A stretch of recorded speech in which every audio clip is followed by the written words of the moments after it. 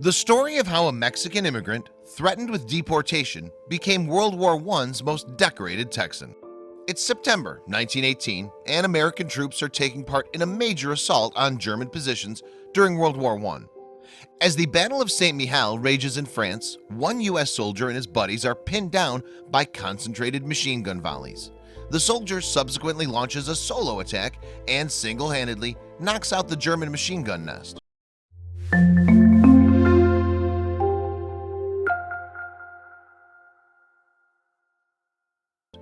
The soldier in question was Private Marcelino Serna, and the extraordinary thing was that although he was fighting with the U.S. Army, Serna wasn't actually an American.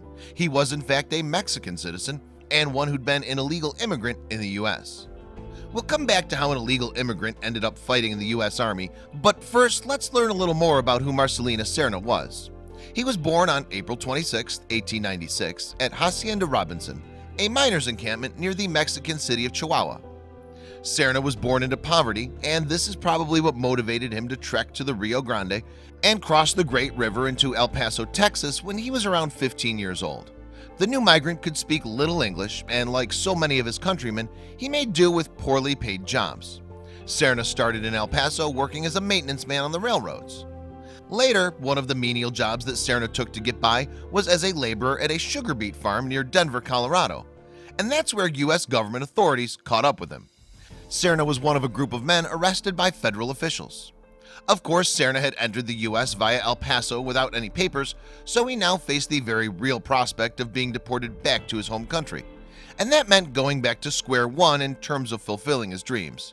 But another choice then presented itself. That was the option of voluntarily enlisting in the U.S. Army, and Serna grabbed the opportunity with both hands. In fact, those federal officials who had stopped Serna and his compatriots wanted to check on their draft status rather than their immigration papers. After entering World War I in April of 1917, the U.S. government had introduced compulsory conscription to raise the troops that it needed.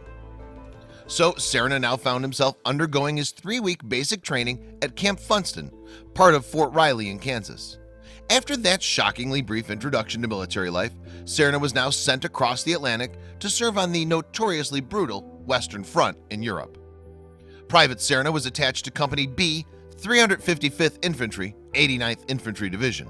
Once he was in France, military officials soon realized that this private was not an American citizen. Accordingly, they offered him the chance of a discharge. Serna refused to accept it. And it wasn't long until he was in the thick of action, fighting the Germans. We first met Serna in combat at the Battle of Saint-Mihiel in northeastern France in September 1918. This battle was part of an offensive designed to break through to Metz, a heavily fortified French city. As we've heard, Serna's unit had come under intense machine gun fusillades, and Serna saw 12 of his colleagues killed by the murderous barrage.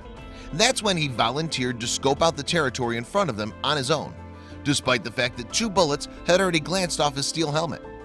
Serna now made his way to within range of the machine gun that had caused so much harm.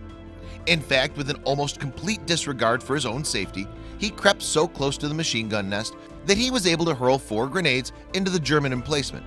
6 German soldiers were killed by the exploding grenades, and Serna was then able to capture a further 8 enemy troops.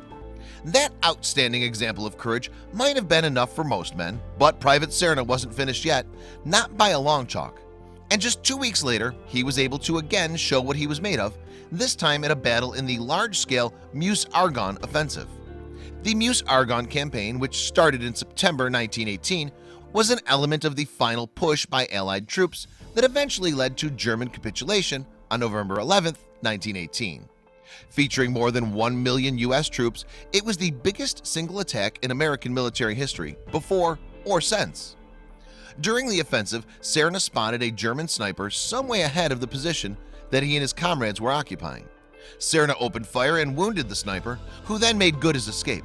Yet again, he volunteered to advance on his own, successfully tracking the wounded German to a trench. Using his Enfield service rifle, grenades, and a pistol, Serna managed to convince the inhabitants of the trench that they faced a superior force rather than a lone fighter. In this clash, Serna killed 26 Germans, and another 24 surrendered to him. Reinforcements now arrived, and some of them were of the opinion that they should simply shoot these German prisoners out of hand. But Serna was having none of this. Pointing out that such an act would be contrary to the rules of combat, he restrained his bloodthirsty comrades in arms.